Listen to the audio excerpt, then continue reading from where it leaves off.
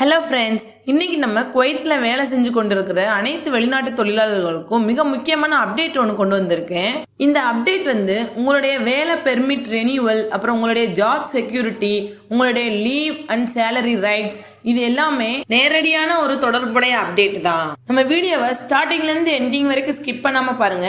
ஏன்னா ஒரு சிலருக்கு இது நல்ல செய்தி, சிலருக்கு இது மிகப்பெரிய வார்னிங். அதனால வீடியோவை ஃபுல்லா பாருங்க. முன்னாடிலாம் பாத்தீங்கன்னா எந்த ஜாபா இருந்தாலும் சரி, ஸ்கில் இல்லாத ஜாபா இருந்தாலும் சரி, தேவையில்லாத ஜாபா இருந்தாலும் சரி, எந்த மாதிரியான சுச்சுவேஷன்லயும் குவைத்ல ஒர்க் பெர்மிட் ரெனியூவல் சுலபமா கிடைச்சிட்டு இருந்துச்சு. அந்த ஜாபுக்கு வேல்யூ இருக்கா இல்லையா, இந்த வேலை நாட்டுக்கு தேவையா இல்லையா, இது ஜென்யூன் ஒர்க்கா அப்படின்னு எந்த ஒரு செக்குமே பண்ண மாட்டாங்க. அதனால என்ன நடந்துச்சுன்னா, லோ வேல்யூ ஜாப்ஸ் அதிகமாயிருச்சு, ஃபேக் ஜாப் டைட்டில்ஸும் அதிகமாயிருச்சு, illegal and unnecessary man power அதிகமாயிருச்சு. இதுதான் கவர்மெண்ட்டுக்கு பெரிய தலைவலி. இப்போ ஏன் இந்த புதிய திட்டத்தை அறிமுகப்படுத்தியிருக்காங்க அப்படின்னா, குவைத் கவர்மெண்ட் ஏன் இந்த டெசிஷன் எடுத்திருக்காங்க? ரீசன் ஒன்று பார்த்தீங்கன்னா, வெளிநாட்டவர்களோட பாப்புலேஷன் அதிகமாயிருக்கு. குவைத்ல லோக்கல் பாப்புலேஷனை விட வெளிநாட்டவர்கள் பாப்புலேஷன் தான் அதிகமாயிருக்கு. அதனால இன்ஃப்ராஸ்ட்ரக்சர் ப்ரெஷர் ஆகுது, ஜாப் காம்படிஷன் நிறைய வருது, சேலரி இம்பேலன்ஸ் வருது. அதனால தான் இந்த புதிய திட்டத்தை அறிமுகப்படுத்தியிருக்காங்க. ரீசன் 2 பார்த்தீங்கன்னா, தேவையில்லாத ஜாப்ஸ். அதாவது கவர்மெண்ட் என்ன சொல்றாங்கன்னா, வேல்யூ இல்லாத அன்னெசரி ஜாப்காக வெளிநாட்டவர்கள் யாரும் வர வேணாம்னு சொல்றாங்க. ரீசன் 3 பார்த்தீங்கன்னா, இல்லீகல் அண்ட் ஃபேக் ஒர்க். அதாவது ஒரு ஜாப் பெர்மிட்ல வேற ஜாப் செய்யறது, சட்டவிரோதமா வேலை செய்யறது, இது எல்லாமே ரொம்ப அதிகமாயிருச்சு. அதனால சிவில் சர்வீஸ் கமிஷன் மினிஸ்ட்ரி லெவல்ல ஒரு new expert work force plan தயார் பண்றாங்க. இந்த ரீசன்னால தான் புதிய சட்டம் அறிமுகப்படுத்துறாங்க. புதிய சட்டத்துல அப்படி என்ன ரூல்ஸ் கொண்டு வந்திருக்காங்கன்னு பார்க்கலாம். அன்னெசரி ஜாப்ஸுக்கு நோ ரெனியூவல்.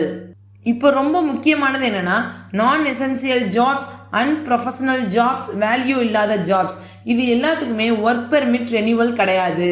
ரெனியூவல் டைம்ல டியூட்டி செக் பண்ணுவாங்க, ஜாப் ரோல் வெரிஃபிகேஷன் பண்ணுவாங்க, ஆக்சுவல் ஒர்க் இன்ஸ்பெக்ஷன் பண்ணுவாங்க. செகண்ட் பாத்தீங்கன்னா, டிபோர்டேஷன் ரிஸ்க். அதாவது ரெனியூவல் ரிஜெக்ட் ஆச்சுன்னா உங்களை நாடு கடத்திடுவாங்க. நாடு கடத்திட்டாங்கன்னா ஃபியூச்சர்ல சேம் ஜாப்க்கு என்ட்ரியே கிடையாது, நியூ விசா இஷ்யூ ஆகாது. தேர்ட் ஒன் பார்த்தீங்கன்னா, ப்ரொஃபஷனல் ஜாப்ஸ் ரொம்பவே சேஃபாக இருக்கும். Doctors, engineers, technicians, ID professionals, skilled workers, இந்த லா ப்ரொஃபஷனல்ஸுக்கு எல்லாம் அப்ளை ஆகாது. அதனால friends, skill plus genuine job ரொம்பவே சேஃபா இருக்கும் உங்களுக்கு. ஃபியூச்சர் என்ட்ரி ரெஸ்ட்ரிக்ஷன் பத்தி பார்க்கலாம். கவர்மெண்ட் கிளியரா சொல்லிட்டாங்க, இனிமேல் அன்னெசரி ஜாப் கேட்டகரியில நியூ எக்ஸ்பர்ட்ஸ் என்ட்ரி கிடையாது.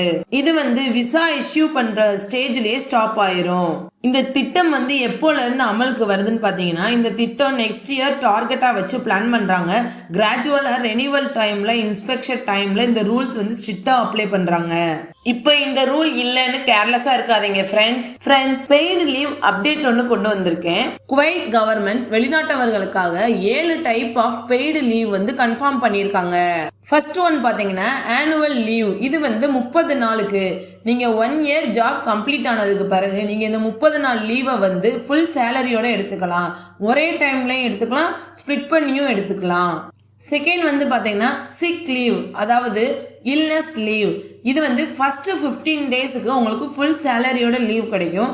நெக்ஸ்ட் 10 டேஸுக்கு ஹாஃப் சேலரியோட லீவ் கிடைக்கும். நீங்க அடுத்து ஒரு 10 நாள் நீங்க எடுத்தீங்கன்னா உங்களுக்கு சேலரி கிடையாது. டாக்டர் ரிப்போர்ட் கம்பல்சரின்னு சொல்லியிருக்காங்க. தேர்ட் பாத்தீங்கன்னா, மேட்டர்னிட்டி லீவ். இது பிரெக்னன்ட் உமன் எம்ப்ளாயிஸ்க்கு கொடுக்குறாங்க. 70 நாள் பெய்டு லீவ் கொடுக்குறாங்க. டெலிவரிக்கு அப்புறம் நீங்க 6 மந்த் எடுத்துக்கலாம். அன்பெய்டு லீவ் ஆப்ஷன் இருக்கு. ஃபோர்த் ஒன் பாத்தீங்கன்னா, ஸ்டடி ஆர் எக்ஸாம் லீவ். அதாவது ஒர்க்கிங் பிளஸ் ஸ்டடிங் எம்ப்ளாயிஸ்க்கு 15 நாள் லீவ் கொடுக்குறாங்க. உங்களுக்கு எக்ஸாம் வருது அப்படின்னா நீங்க கம்பெனிக்கு அட்வான்ஸாவே நோட்டீஸ் கொடுத்துடணும். இது கம்பல்சரி. நெக்ஸ்ட் பாத்தீங்கன்னா, டெத் லீவ். க்ளோஸ் ரிலேட்டிவ்ஸ் யாராச்சும் டெத் ஆனாங்க அப்படின்னா உங்களுக்கு 3 டேஸ் பெய்டு லீவ் இருக்கு.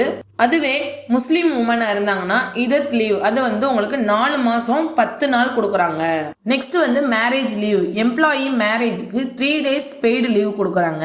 லைஃப் டைம்ல ஒரு தடவை மட்டும்தான். Proof mandatory. அதாவது உங்களுடைய மேரேஜ் இன்விடேஷன் கம்பல்சரி நீங்க கம்பெனில கொடுக்கணும். நெக்ஸ்ட் பாத்தீங்கன்னா, ஹாஜ் லீவ். இது வந்து மினிமம் 2 இயர்ஸ் சர்வீஸ் இருக்கணும். சர்வீஸ் இருந்துச்சுன்னா 21 நாள் பெய்டு லீவ் தராங்க. லைஃப் டைம்ல ஒரே ஒரு முறை மட்டும் தான் தருவாங்க.